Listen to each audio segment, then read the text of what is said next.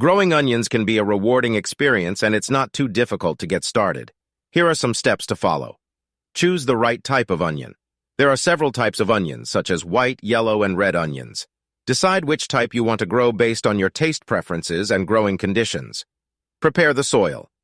Onions need well-draining soil with a pH between 6.0 and 7.5. Work in some compost or well-rotted manure to enrich the soil. Plant the onion sets. Onion sets are small onion bulbs that you can buy at a garden center or online. Plant them in rows with about 4 inches between each bulb and about 12 inches between rows. Plant them with the pointed end facing up and about 1 inch deep in the soil. Water and fertilize. Keep the soil moist but not waterlogged, especially during the first few weeks after planting. Fertilize with a balanced fertilizer once a month.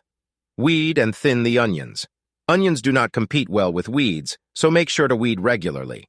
Also, if your onions are too close together, they won't grow to their full size. Thin them out so that there is about 2-3 inches between each plant. Harvest the onions. Onions are ready to harvest when the tops start to yellow and fall over. Pull them out of the ground and let them dry in the sun for a few days. Once they are dry, you can store them in a cool, dry place.